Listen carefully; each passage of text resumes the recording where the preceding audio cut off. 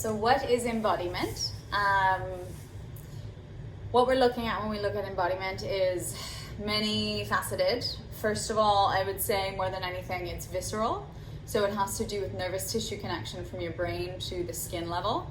And so actual knowing of where everything is. And this is what we do in Yoga Nidra practice, is we actually remap the map of the body to figure out really where my pinky is. And a lot of my early studies in this were in something called the Alexander technique, which is a body awareness technique that deals with skeletal structure and allowing any chronic tension to let go and just allow the bones to hold the body.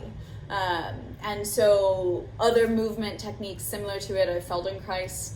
And essentially these are saying, rather than, trying so hard to sit up, just relax in a sit-up position. And like if your bones were to stack on top of one another without the tension of your muscles needing to support your bones, that they would be able to balance. Like that skeleton in the science classroom would be able to stand there on its own until a wind blows by.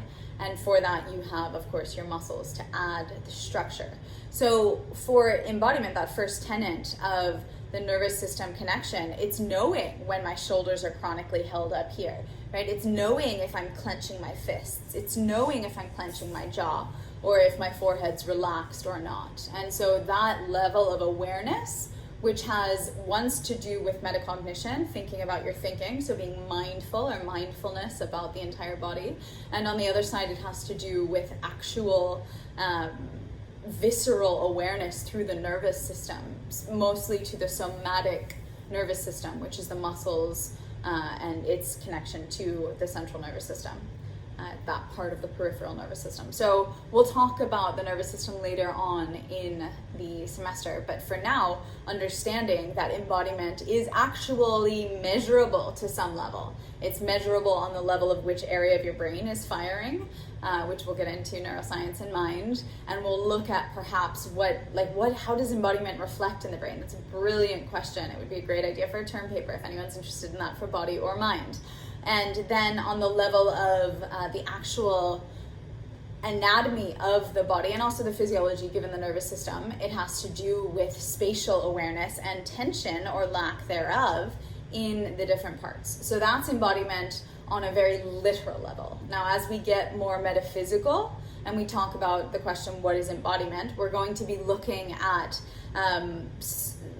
let's say first security, how secure someone is with themselves. And we see this a lot in teenage boys, for example, right? Often they're outgrowing themselves faster than they can, keep up with. And so their mind, the map of their mind has them to a much smaller body, but then, they're like flailing these arms about and they don't know how to be embodied. So there's also a physicality to that too. Well, imagine that fast forward to an adult where someone who just isn't, they don't do body awareness exercises, they don't have a yoga practice, et cetera, et cetera. And so they're not physically in their body, they're just kind of flailing their body out around through life. And you'll see people who are hunched over, who have a big, just people who aren't attentive to their posture in general, that there's a lack of embodiment there. So what embodiment means is a sense of security, and security, what it is knowing. Imagine you're sleeping in a house that you've never slept in before. That's going to be a very different night of sleep than if you were to sleep in a house where you've slept there every day of your life, because there's a sense of knowing that there's security that comes with the knowing. And so just in general in your body, if you know the area, you're going to inherently be much more embodied or comfortable in the body. So going from physical to metaphysical, of that kind of mind-body connection of comfort, it's also how comfortable are you with who you are? How comfortable are you with how you look? How comfortable are you with the shape of your body? How comfortable are you with how your body moves and sounds and feels and smells and whatever else it might be?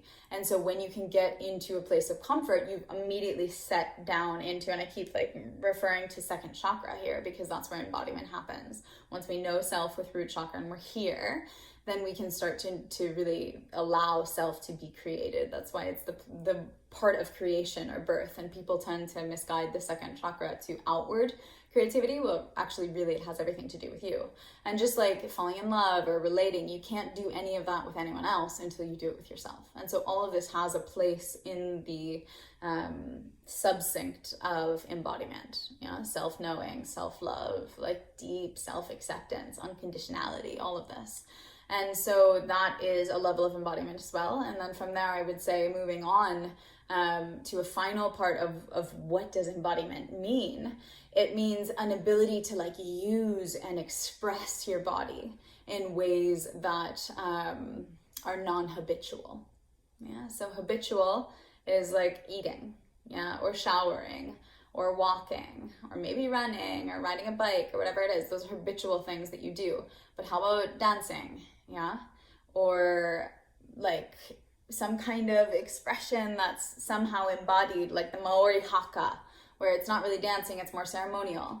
How about lovemaking? Anything else where you're able to get full range of expression. And that's really what it's about. It's about seeing where you're locked in any part and unlocking that and exploring, because when we get down to psychosomatics, which is the things that originate in the mind but manifest in the body, it gets really rich, because we see wherever the dark places are, or wherever we haven't opened doors in our mind, or we're not honest with ourselves, even though we don't know it, it's going to express through the body, right? Whether it's a tight shoulder, or a bad knee, or et cetera, et cetera. So that's what embodiment